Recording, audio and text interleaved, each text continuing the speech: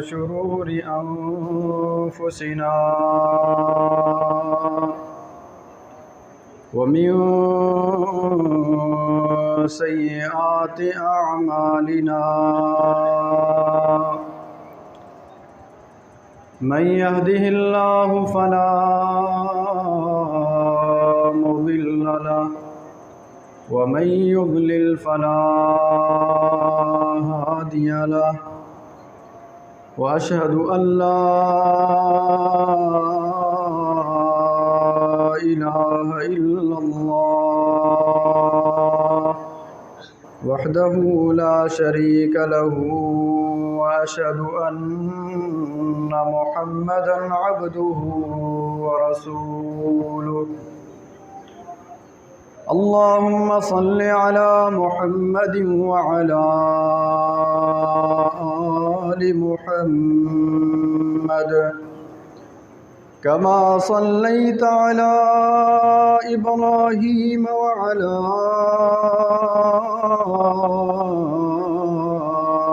آل إبراهيم إنك حميد مجيد اللهم بارك على محمد وعلى آل محمد كما باركت على إبراهيم وعلى آل إبراهيم إنك حميد مجيد رب اشرح لي صدري ويسر لي أمري واحلل عقدة من لساني يفقه قولي رب زدني علما أما بعد فإن خير الحديث كتاب الله وخير الهدي هدي محمد صلى الله عليه وسلم وشر الأمور محدثاتها وكل محدثة بدعة وكل بدعة ضلالة وكل ضلالة في النار أعوذ بالله السميع العليم من الشيطان الرجيم من همزه ونفخه ونفثه بسم الله الرحمن الرحيم يا أيها الذين آمنوا اتقوا الله حق تقاته ولا تموتن إلا وأنتم مسلمون يا أيها الناس اتقوا ربكم الذي خلقكم من نفس واحدة وخلق منها زوجها وبث منهما رجالا كثيرا ونساء واتقوا الله الذي تساءلون به والأرحام إن الله كان عليكم رقيبا يا أيها الذين آمنوا اتقوا الله وقولوا قولا سديدا يصلح لكم أعمالكم ويغفر لكم ذنوبكم ومن يطع الله ورسوله فقد فاز فوزا عظيما हर किस्म की हम्दो सना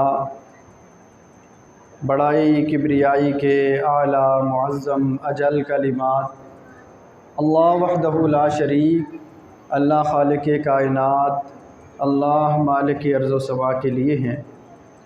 हर किस्म की बड़ाई किब्रियाई उस ज़ात के लिए जो आया भी है निहा भी है, तसव्वुर से दूर भी है, सांस से करीब भी है, सरापे जलाल भी है, पैकरे जमाल भी है। हर किस्म की तकबीर तमजीद तस्बीह उस ज़ात के लिए कि आदम से वजूद, वजूद से आदम, उरूज से ज़वाल, ज़वाल से उरूज, नूर से ज़ुल्मत, ज़ुल्मत से नूर, इज़्ज़त से ज़िल्लत, ذلت سے عزت کو ظاہر کرنا جس کی شان خلاقی کو زیبا ہے۔ ان گنت لا تعداد لا متعین درود و سلام اس ہستی اقدس و مقدس پر جن کا نام نامی اسم گرامی خطیب الرسل، امام الانبیاء، شفیع المذنبین، رحمت للعالمین، ساقی کوثر سلطان مدینہ جناب محمد مصطفیٰ صلی اللہ علیہ وسلم ہے۔ میرے انتہائی قابل قدر معزز سامعین کرام، اللہ ذوالجلال والاکرام کے انسانوں کے اوپر بے بہا انعامات ہیں، خصوصاً مسلمانوں پر، ایمان والے لوگوں پر جو اللہ رب العالمین کے احسانات ہیں، جو انعامات ہیں، جو اکرامات ہیں، وہ اس قدر زیادہ ہیں کہ انسان اگر ان کو شمار کرنا چاہے بھی تو شمار نہیں کر سکتا۔ اللہ ذوالجلال والاکرام نے قرآن مجید کے اندر فرمایا ہے کہ وَإِن تَعُدُّوا نِعْمَةَ اللَّهِ لَا تُحْصُوهَا۔ آج کل تو جدید ٹیکنالوجی کا دور ہے، اکاؤنٹنگ کے لیے بڑی بڑی مشینیں آ گئی ہیں، بڑے جدید نظام آ گئے ہیں، اس کے باوجود بھی اللہ ذوالجلال والاکرام نے قرآن مجید کے اندر یہ اعلان کر دیا ہے کہ وَإِن تَعُدُّوا نِعْمَةَ اللَّهِ لَا تُحْصُوهَا، کہ انسانوں اگر تم اپنے اوپر اللہ تعالیٰ کے کیے ہوئے انعامات کو شمار کرنا شروع کر دو تو لا تحصوها، تم ساری زندگی تمہاری گزر سکتی ہے لیکن ان کو شمار نہیں کر سکتے۔ اتنے زیادہ انعامات ہیں انسان کے اوپر، اتنے زیادہ اکرامات ہیں، اگر انسان سب کچھ چھوڑ کے صرف اپنے جسم کے اوپر ہی غور کرنا شروع کر دے، اپنے جسم پہ ہی توجہ دینا شروع کر دے تو اس کو معلوم ہو جائے گا کہ اس کے اوپر اللہ رب العالمین کی کتنی مہربانیاں ہیں، کتنی نوازشیں ہیں، کتنا احسان ہے اللہ کا انسان کے اوپر، کہ اللہ تعالیٰ نے قرآن مجید کے اندر ہی فرمایا ہے وَفِي أَنفُسِكُمْ أَفَلَا تُبْصِرُونَ۔ قرآن مجید کے اندر اللہ نے فرمایا کہ زمین کے اندر اللہ تعالیٰ کی بہت ساری نشانیاں ہیں، اور پھر فرمایا کہ تمہارے اپنے جانوں کے اندر، تمہارے اپنے جسموں کے اندر، تمہارے اپنی ذات کے اندر اتنی اللہ کی نشانیاں ہیں، اتنی نشانیاں ہیں کہ انسان شمار نہیں کر سکتا۔ انسان کو ایک ایک نعمت کا اگر وہ اندازہ ہو جائے، ایک ایک نعمت کا اندازہ ہو جائے تو انسان ساری زندگی اسی کا شکر ادا نہیں کر سکتا۔ آنکھ کی قدر ان لوگوں سے پوچھے جو اس نعمت سے محروم ہیں، ٹانگ کی قدر اس بندے سے پوچھے جو ٹانگ کے بغیر کیسے چلتا ہے، زبان کی قدر اس بندے سے پوچھے جس کو بولتے ہوئے کتنی مشقت ہوتی ہے، اپنی بات دوسروں کو سمجھانے کے لیے کس قدر اذیت سے گزرنا پڑتا ہے۔ نعمت کی قدر اس سے پوچھیے جس کے پاس وہ نعمت نہیں ہوتی۔ رسول اللہ صلی اللہ علیہ وسلم نے فرمایا انظروا الی من هو اسفل منکم ولا تنظروا الی من هو فوقکم۔ رسول اللہ صلی اللہ علیہ وسلم نے ایک قاعدہ اور کلیہ ہمیں بتا دیا ہے۔ لوگ، انسان، اللہ نے اس کی فطرت ایسی بنائی ہے، اس کے پاس جتنا بھی ہو وہ کہتا ہے مزید آئے اور مزید مل جائے۔ رسول اللہ صلی اللہ علیہ وسلم نے فرمایا لو کان لابن آدم وادیا من ذهب، اگر ابن آدم کے لیے، آدم کے بیٹے کے پاس سونے کی پوری ایک وادی ہو، اس وادی کے موجود ہونے کے باوجود بھی اس کی خواہش ہوتی ہے کاش میرے پاس ایک کی بجائے دو وادیاں ہوتی، ایک کی بجائے دو وادیاں ہوتی۔ اس فطرت کو سامنے رکھتے ہوئے رسول اللہ صلی اللہ علیہ وسلم نے ایک قاعدہ اور کلیہ بتایا ہے۔ وہ قاعدہ اور کلیہ یہ ہے کہ جس بندے کو احساس محرومی ہو جائے، جو بندہ احساس محرومی کا شکار ہو جائے، اس کے لیے یہ ہے کہ وہ اپنے سے نیچے والے لوگوں کو دیکھنا شروع کر دے، ان لوگوں کو دیکھنا شروع کر دے جو درجے میں اس سے کم ہیں، نعمتوں میں اس سے کم ہیں، ان لوگوں کو دیکھے اور اپنے سے اوپر والوں کو نہ دیکھے۔ فَهُوَ أَجْدَى أَجْدَرُ أَلَّا تَقْدِرُ نِعْمَةَ اللَّهِ، کہ یہ قاعدہ اور کلیہ ایسا ہے، اس کا فائدہ یہ ہوگا کہ آپ کو جو اللہ نے نعمتیں دی ہیں آپ اس پہ ناشکری نہیں کریں گے، آپ ان نعمتوں کو کم نہیں سمجھیں گے۔ تو ایمان والوں پہ اللہ تعالیٰ کی بے پناہ انعامات اکرامات، ان میں سے ایک عظیم الشان انعام اللہ تعالیٰ نے مسلمانوں کو یہ عطا کیا کہ رمضان المبارک جیسا مبارک اور رحمتوں والا برکتوں والا مہینہ اللہ تعالیٰ نے مومنوں کو عطا کیا ہے۔ قرآن مجید کے اندر اللہ تعالیٰ فرماتے ہیں یا ایھا الذین آمنوا کتب علیکم الصیام کما کتب علی الذین من قبلکم لعلکم تتقون، ایمان والو تم پر روزے اسی طرح فرض کیے گئے ہیں جس طرح تم سے پہلی امتوں پر فرض کر دیے گئے تھے۔ لیکن یاد رکھیے مقصد کیا ہے، رمضان تو ہماری زندگی میں کئی آئے ہیں، روزے تو کئی گزرے ہیں، ہم نے رکھ بھی لیے ہیں، روٹین ہماری چل رہی ہے، صبح اٹھتے ہیں، سحری کرتے ہیں، روزہ بند ہو جاتا ہے، شام تک روزہ رکھتے ہیں، افطاری ہو جاتی ہے، رات کو سو جاتے ہیں، صبح پھر وہی روٹین۔ یہ مہینہ جو اللہ تعالیٰ نے ہمارے پاس بھیجا ہے، رمضان المبارک کے روزے ہماری زندگیوں کے اندر آئے ہیں، آخر اس کا مقصد کیا ہے؟ اللہ معاف فرمائے، نعوذ باللہ کوئی ایسی بات نہیں تھی کہ اللہ کے پاس سال بعد وہ رزق کی کمی ہو جاتی ہے تو اس کمی کی وجہ سے ہمارے جو ہے نا اللہ تعالیٰ مومنوں کو حکم دے دیتے ہیں کہ آپ کھانا بند کر دیں دن کو۔ یہ بات نہیں ہے، اللہ تعالیٰ کی رزق، اللہ تعالیٰ کے خزانے وہ اس قدر زیادہ ہے کہ انسان، رسول اللہ صلی اللہ علیہ وسلم فرماتے ہیں کہ اللہ کے خزانے اس قدر زیادہ ہیں کہ انساری دنیا کو بھی اگر خزانے وہ مل جائیں تو وہ اتنے ہی ہیں جیسے سمندر کے اندر بندہ سوئی ڈبوتا ہے تو وہ سوئی نکالتا ہے، اس کے ساتھ ایک چھوٹا سا قطرہ جو لگ کے آتا ہے پانی کا، اور سمندر کتنا بڑا ہے، تو خزانے اللہ تعالیٰ کے اس قدر وسیع ہے، ساری کائنات کو کھلا بھی دے خزانوں میں کمی نہیں آتی میرے بھائیوں۔ لیکن یاد رکھیے ہمیں سوچنا ہوگا، ہمیں سمجھنا ہوگا، ہمیں یہ شعور حاصل کرنا ہوگا کہ ہماری زندگیوں کے اندر رمضان کا مہینہ آتا ہے، آخر کیوں آتا ہے؟ کیوں آتا ہے؟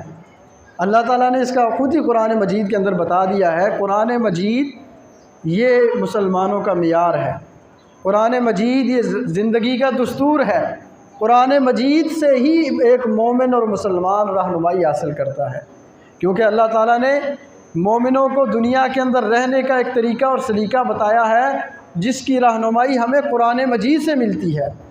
قرآن مجید ہی مومنوں کے لیے عزت کا باعث ہے، عروج کا باعث ہے۔ سیدنا عمر فاروق رضی اللہ تعالیٰ عنہ کا دور خلافت ہے، دور خلافت اختتام کو پہنچ رہا ہے، فجر کی نماز پڑھا رہے ہیں، ایک بدبخت مجوسی آتا ہے، آ کر عمر فاروق رضی اللہ تعالیٰ عنہ پہ حملہ کر دیتا ہے، خنجر مارتا ہے پیٹ میں، آپ کا پیٹ چاک ہو جاتا ہے، انتڑیاں باہر گر جاتی ہیں، بے ہوش ہو کر گر جاتے ہیں۔ سیدنا عبد الرحمن بن عوف رضی اللہ تعالیٰ عنہ آگے بڑھتے ہیں، نماز مکمل کرتے ہیں، صحابہ کرام عمر فاروق رضی اللہ تعالیٰ عنہ کو اٹھا کر ان کے گھر تک پہنچا آتے ہیں، لیکن سیدنا عمر فاروق رضی اللہ تعالیٰ عنہ کی نماز رہ گئی ہے، ابھی نماز نہیں پڑھی۔ صحابہ پریشان ہیں کہ عمر فاروق کی نماز کا وقت جا رہا ہے، انہوں نے نماز نہیں پڑھی، اگرچہ یہ بے ہوش ہیں لیکن کس طرح ان کو بتایا جائے کہ آپ کی نماز کا وقت جا رہا ہے، آپ اٹھ کے نماز پڑھ لیجئے۔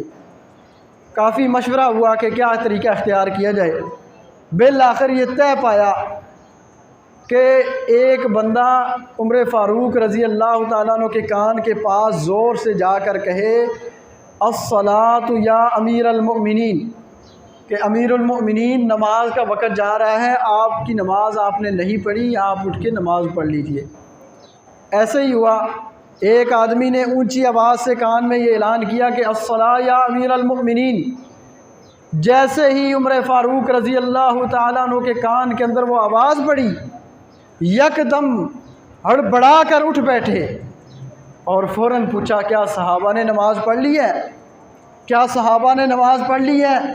بتایا گیا جی حضور صحابہ نماز پڑھ چکے ہیں لیکن آپ نے ابھی تک نماز نہیں پڑھی۔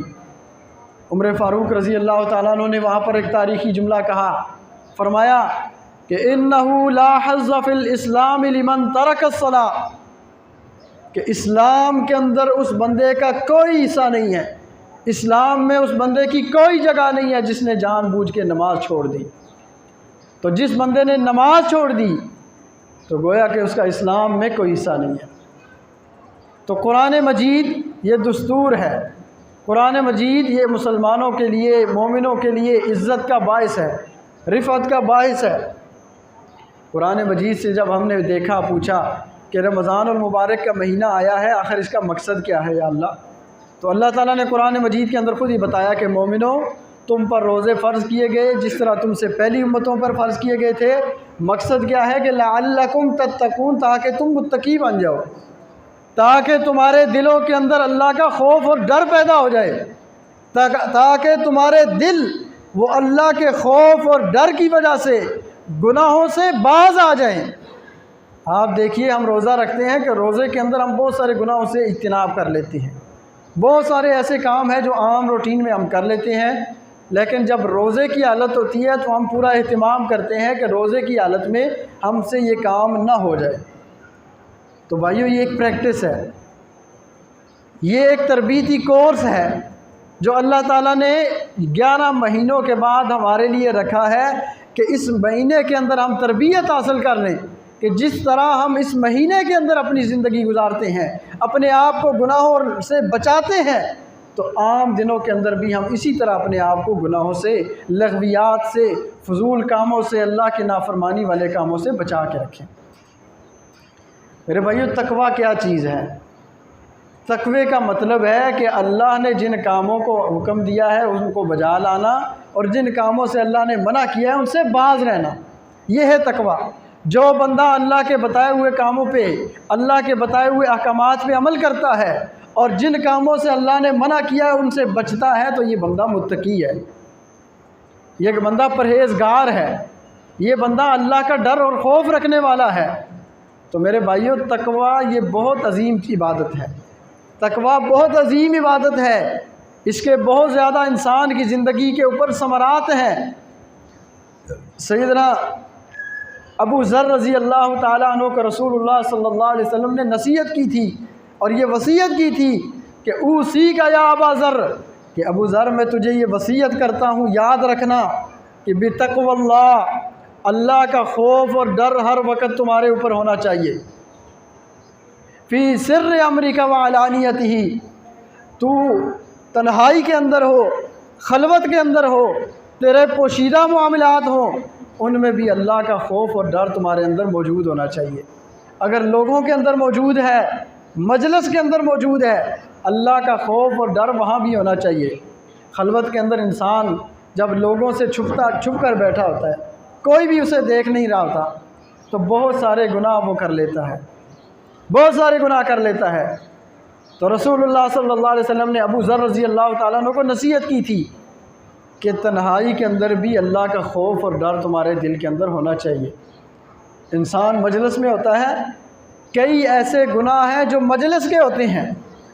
مثال کے طور پر رسول اللہ صلی اللہ علیہ وسلم نے فرمایا کہ اس بندے کے لیے ہلاکت ہے جو لوگوں کو ہنسانے کے لیے جھوٹی باتیں کرتا ہے۔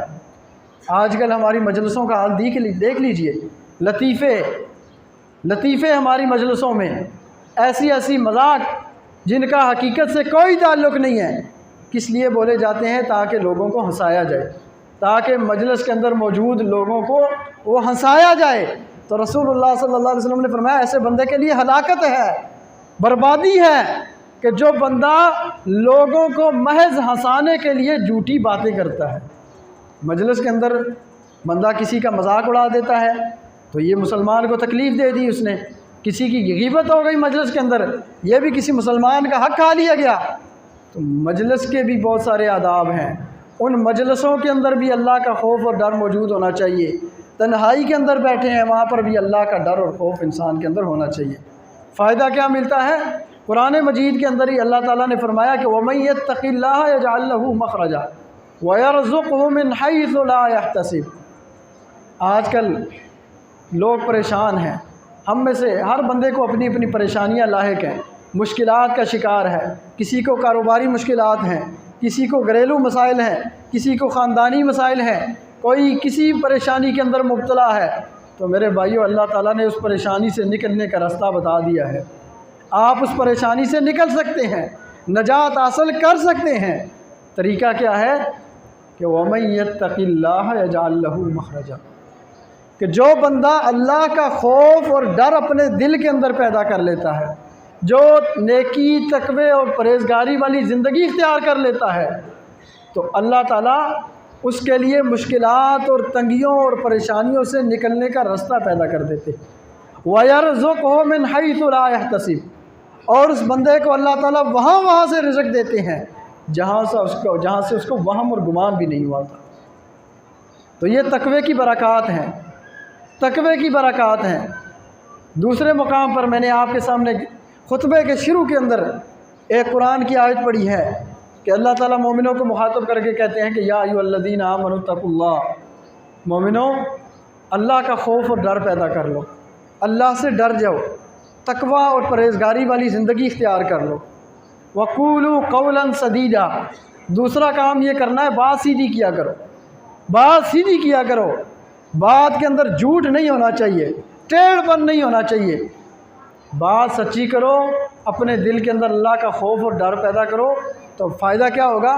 یصلح لکم اعمالکم، تمہارے سارے کام اللہ درست کر دے گا، تمہارے سارے معاملات اللہ درست کر دے گا۔ آج ہماری عقل یہ کہتی ہے کہ یہاں اس موقع کے اوپر جھوٹ بول لو، دھوکہ دے دو، کسی کو فراڈ کر لو، تمہیں نفع مل جائے گا، نفع مل جائے گا۔ آج کل کاروبار کے اندر دھوکہ بازی، جھوٹ اور فریب یہ عام ہے، اور یہ ہماری عقلیں کہتی ہیں کہ اس کے ذریعے ہم جو ہے نا وہ بہت کامیابی کی طرف جا رہے ہیں، بہت کامیابی کی طرف جا رہے ہیں۔ حقیقت یہ نہیں ہے میرے بھائیوں۔ بظاہر بہت سارے موقعوں پر ایسے لگتا ہے کہ انسان اگر سچ بول دے تو وہ نقصان پا دے گا، لیکن حقیقت میں وہ کامیابی ہے۔ اللہ تعالیٰ نے خود کہا ہے کہ بندہ جو ہے نا وہ سچ بولنا شروع کر دے، اللہ کا خوف پیدا کر لے، یصلح لکم اعمالکم، اللہ تمہارے سارے کام درست کر دے گا۔ وَيَغْفِرْ لَكُمْ ذُنُوبَكُمْ، دوسرا فائدہ یہ ہوگا اللہ تمہارے گناہ بھی معاف کر دے گا سارے کے سارے۔ تو تقویٰ بہت بڑی عبادت ہے میرے بھائیوں۔ آج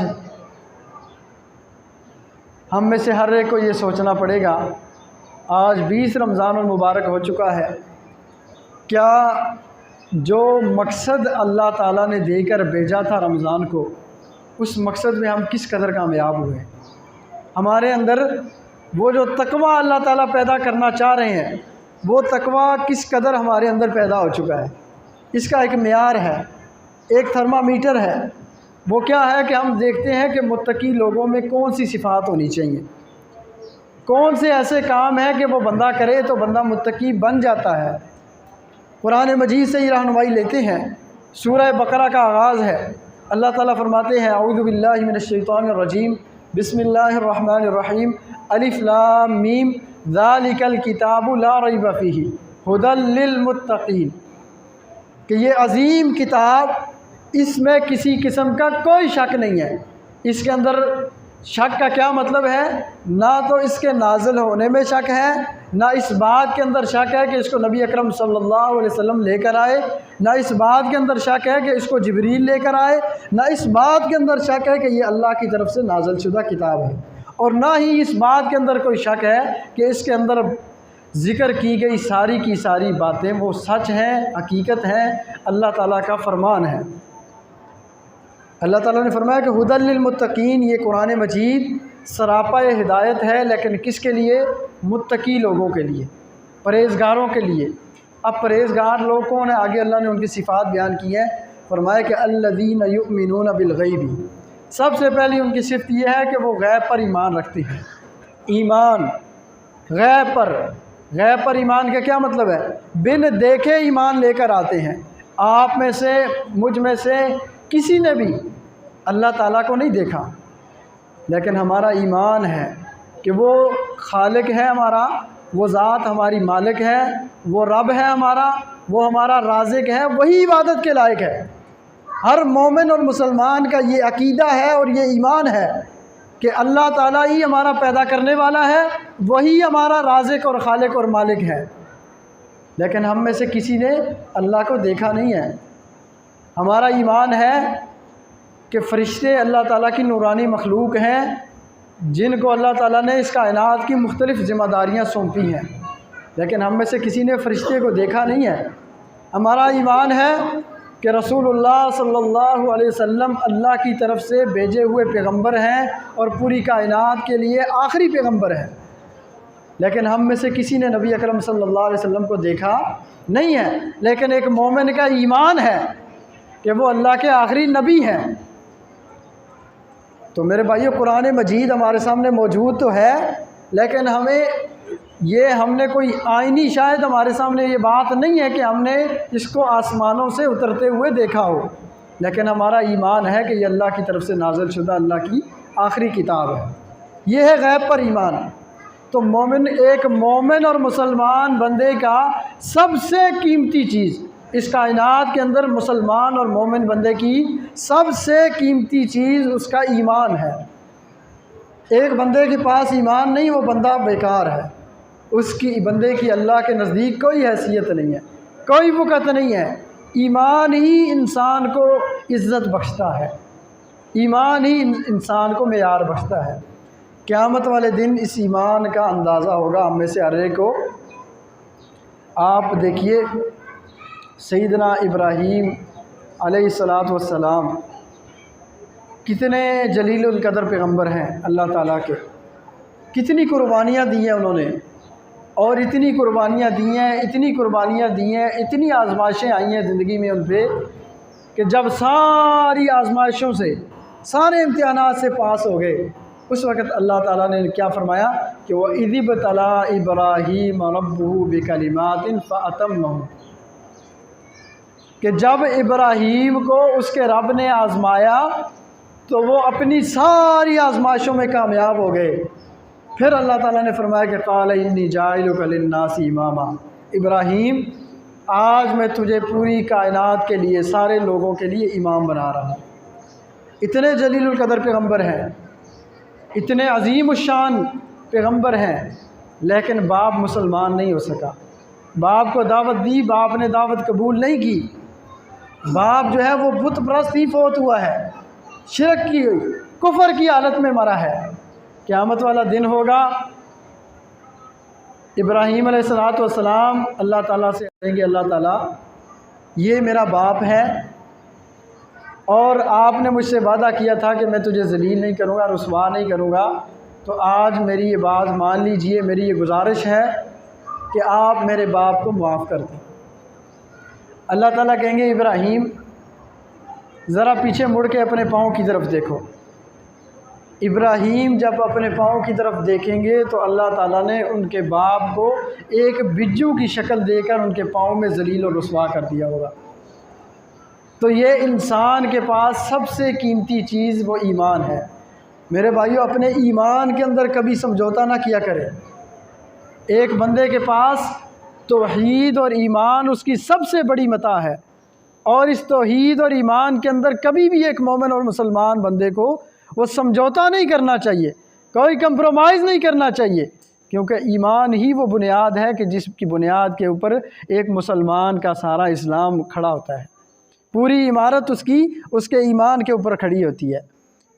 تو سب سے پہلی صفت کیا ہے متقی لوگوں کی؟ کہ وہ ایمان بالغیب رکھتے ہیں، غیب پر ایمان رکھتے ہیں۔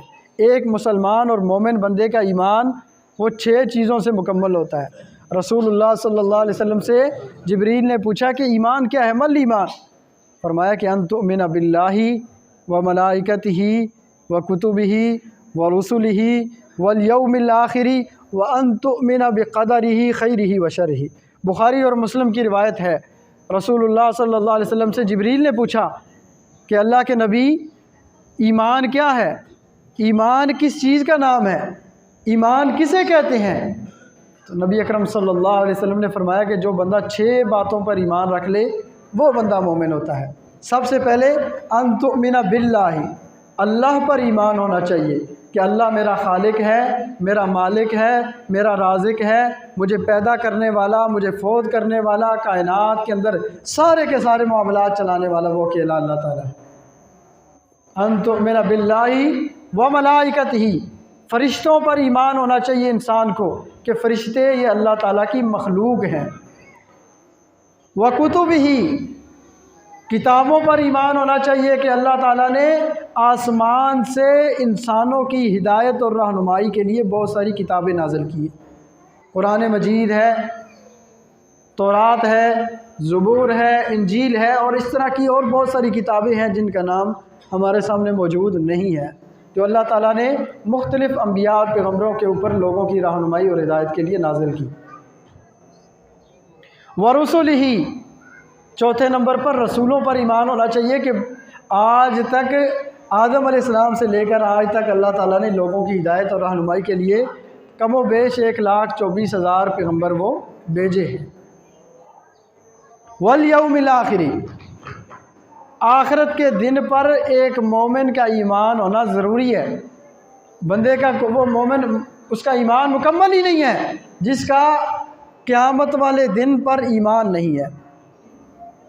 ایک مومن کا یہ ایمان ہے کہ آج میں گناہ کروں گا، نیکی کروں گا، تو ایک دن ایسا ضرور آنا ہے کہ جس دن اٹھا کر مجھ سے حساب لیا جائے گا، مجھ سے پوچھا جائے گا بتا یہ گناہ تو نے کیا تو کیوں کیا، یہ نیکی کی ہے تو نے یہ نیکیاں کی ہیں، اس کے بدلے تو جنت میں چلا جا، اگر تو نے یہ گناہ کیے ہیں تو اس کے بدلے مجھے سزا ملے گی۔ تو ایک مومن کا کنسیپٹ ہی نہیں کلیئر ہوتا اس وقت تک جب تک کہ اس کے دل کے اندر اور اس کے یہ ایمان نہ ہو جائے کہ آخرت کا دن بھی ہے جس دن اٹھا کر مجھ سے حساب لیا جائے گا۔ اور آخری چیز، تقدیر پر ایمان، کہ کائنات کے اندر جو کچھ بھی ہوتا ہے وہ اللہ کی مرضی کے مطابق ہوتا ہے۔ میرے ساتھ جو کچھ بھی ہو رہا ہے، میں آج زندہ ہوں، کب تک زندہ ہوں، مجھے رزق جو ہے میرا رزق بھی لکھ دیا گیا ہے، میری تقدیر لکھ دی گئی ہے، میری زندگی، میری موت، میرا جینا اور میرا رزق، یہ ساری چیزیں میرے لیے پہلے سے لکھ دی گئی ہیں۔ میرے بھائیوں، متقی لوگوں کی دوسری بڑی صفت ہے کہ وہ نمازی ہوتی ہیں۔ الذین یؤمنون بالغیب ویقیمون الصلاۃ، متقی لوگ نماز قائم کرتے ہیں۔ نماز یہ ایمان توحید کے بعد ایک مسلمان کا سب سے اہم فریضہ یہ ہے کہ وہ نماز پڑھے۔ نماز ہی توحید کا حقیقی مظہر ہے۔ نماز کو اللہ تعالیٰ نے قرآن مجید کے اندر ایمان قرار دیا ہے۔ وما کان اللہ لیضیع ایمانکم، نماز کا مضمون چل رہا ہے۔ یہاں پر سورہ بقرہ کے اندر دوسرے پارے کے آغاز کے اندر اللہ تعالیٰ نے فرمایا ہے وما کان اللہ لیضیع ایمانکم، اللہ تعالیٰ تمہارا ایمان ضائع نہیں کرنا چاہتا۔ یہاں پر ایمان سے مراد نماز ہے، تو نماز کو اللہ تعالیٰ نے ایمان قرار دیا ہے۔ میں نے آپ کے سامنے ابھی سیدنا عمر فاروق رضی اللہ تعالیٰ عنہ کا واقعہ ذکر کیا ہے کہ نماز کے لیے اٹھایا گیا تو اٹھ کر بے ہوشی کی حالت ہے، دیکھیے پورا پیٹ چاک ہوا ہے، اتنے شدید زخمی ہیں، اس کے باوجود اٹھ کر کیا فرمایا، انہ لا حظ فی الاسلام لمن ترک الصلاۃ، جس نے نماز چھوڑ دی اس کا ایمان کے ساتھ کوئی تعلق نہیں ہے، اس کا اسلام سے کوئی تعلق نہیں ہے۔ رسول اللہ صلی اللہ علیہ وسلم نے فرمایا کہ بندے اور اس کے اسلام کے درمیان جو فرق ہے اور اس کے کفر کے درمیان جو چیز فرق کرتی ہے وہ نماز ہے۔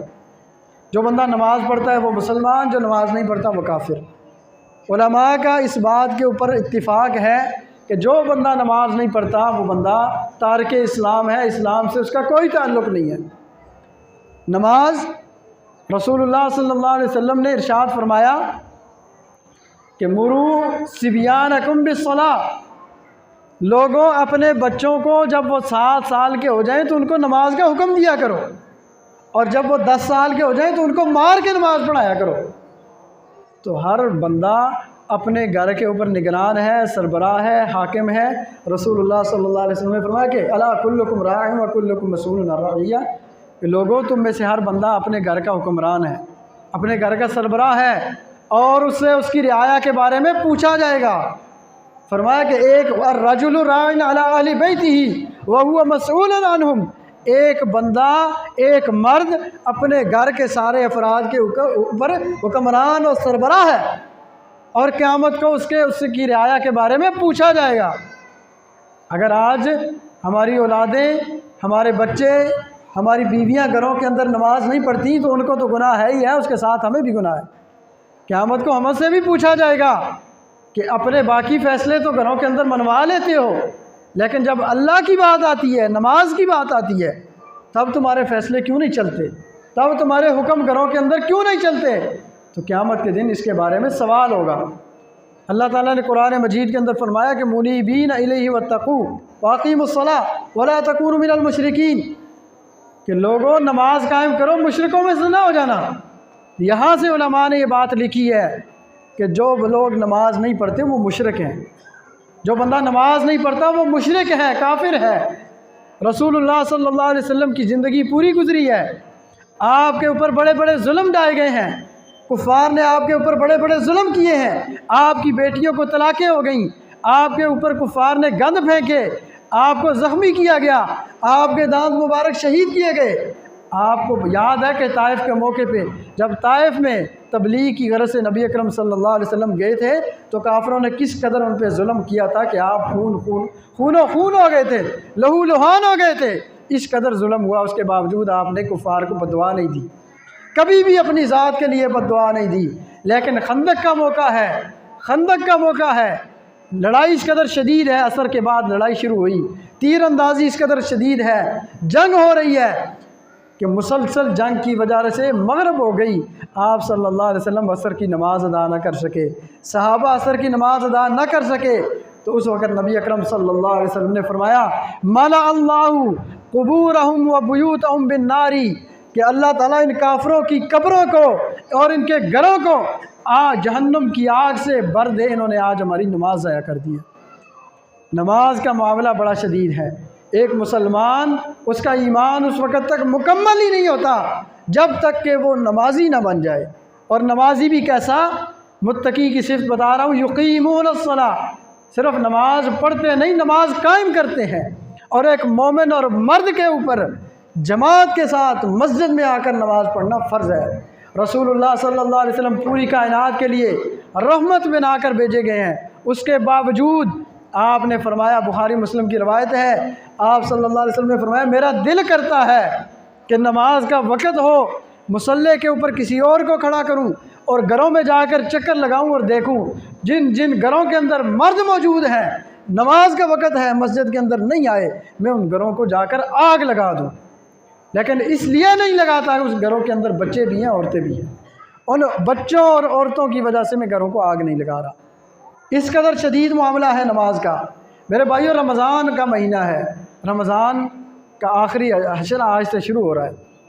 ہمیں جائزہ لینا چاہیے کہ اللہ نے ہمیں متقی بنانے کے لیے ہم پہ روزے فرض کیے ہیں، ہم پورا دن بھوکے بھی رہتے ہیں، مشقت بھی برداشت کرتے ہیں، گرمی بھی سہتے ہیں، تو کہیں یہ ہماری ساری نیکیاں ضائع ہی نہ ہو جائیں، ساری نیکیاں ضائع ہی نہ ہو جائیں۔ عاملۃ ناصبہ، قرآن مجید کے اندر اللہ تعالیٰ نے فرمایا کئی لوگ ایسے ہوں گے قیامت والے دن عمل کر کر کر کے تھک چکے ہوں گے، دنیا کے اندر نیکیاں کر کر کے تھک چکے ہوں گے، لیکن وہ ساری نیکیاں ان کو فائدہ نہیں دیں گی، وہ نیکیاں ان کے کام نہیں آئیں گی، وہ نیکیاں ساری کی ساری رائے گاہ چلی جائیں گی۔ میرے بھائیوں، روزہ فرض ہے، لیکن روزے سے پہلے نماز فرض ہے بندے کے اوپر۔ آئیے مل کر اپنی اصلاح کرتے ہیں، اس رمضان کو اپنی تبدیلی کا رمضان بنائیے۔ رسول اللہ صلی اللہ علیہ وسلم ممبر پر چڑھنے لگے، پہلی سیڑھی پر پاؤں رکھا، آمین کہا، دوسری سیڑھی پر پاؤں رکھا، آمین کہا، تیسری سیڑھی پر پاؤں رکھا، آمین کہا۔ صحابہ نے بعد میں پوچھا اللہ کے نبی کیا ماجرا ہے، آپ پہلے بھی آتے ہیں ممبر پر چڑھتے ہیں، آپ نے کبھی اس طرح آمین نہیں کہا، آج کیا معاملہ ہے؟ بتایا کہ جبریل میرے پاس آئے تھے، آج آ کر انہوں نے 3 باتیں کی ہیں۔ پہلی سیڑھی پر میں نے پاؤں رکھا تو جبریل نے کہا کہ اے اللہ، جس بندے کی زندگی کے اندر رمضان کا مہینہ آ جائے، رمضان کا مہینہ آ جائے، پورا مہینہ گزر جائے اور وہ اپنے گناہوں کو نہ بخشوا سکے، اپنی معافی اللہ تعالیٰ سے نہ کروا سکے، تو ایسے بندے کو اللہ تعالیٰ اپنی رحمت سے دور کر دے۔ اللہ کے نبی نے آمین کہا۔ دیکھیے جبریل کی بد دعا ہے، اللہ کے نبی کی بد دعا ہے اس بندے کے لیے جس بندے کی زندگی کے اندر رمضان آ جائے، رمضان پورا گزر جائے، لیکن وہ اپنے گناہ اللہ تعالیٰ سے معافی نہ مانگوا سکے۔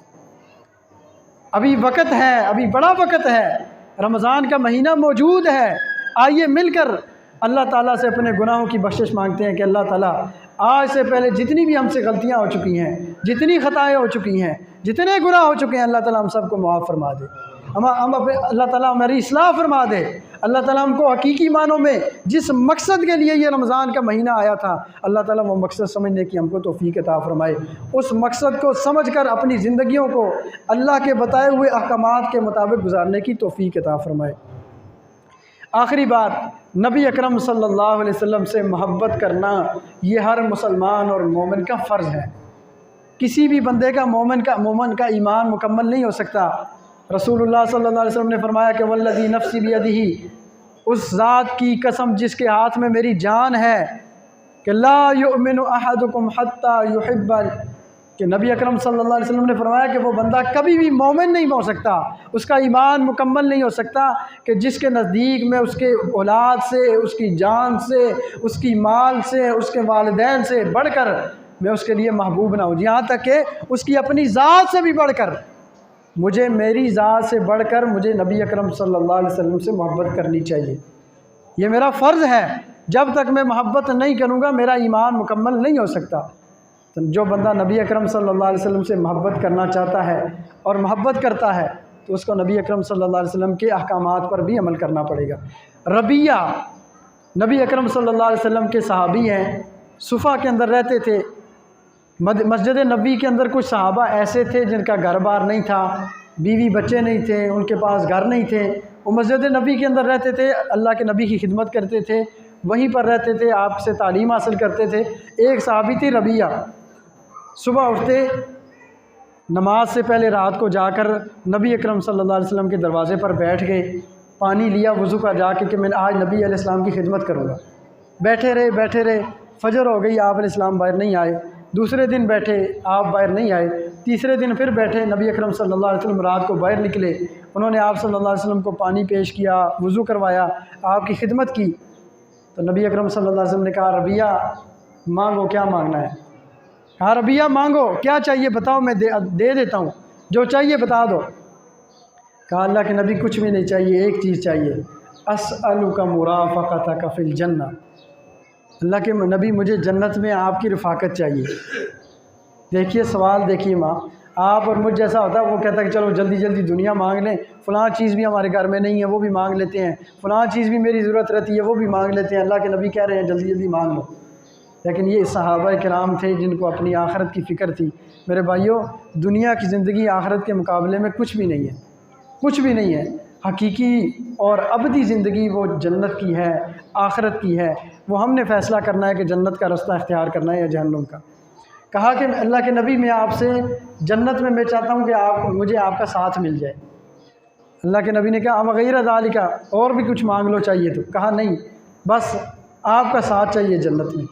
اللہ کے نبی نے کہا پھر کیا کرنا ہے؟ کہ میری آپ نے مدد کرنی ہے نمازوں کے ساتھ، کہ نماز کثرت سے پڑھا کرو، نماز کثرت سے پڑھا کرو۔ آپ میں سے اور مجھ میں سے جو اللہ کے نبی سے محبت کرتا ہے، اللہ کے نبی کا ساتھ چاہتا ہے جنت میں، تو کثرت کے ساتھ نمازیں پڑھا کریں، فرض نماز سب سے پہلے اور پھر نوافل بھی ادا کیا کریں۔ اللہ تعالیٰ مجھ کو اور آپ سب کو حقیقی معنوں میں سچے نمازی بننے کی توفیق عطا فرمائے۔ وآخر دعوانا ان الحمد للہ رب العالمین۔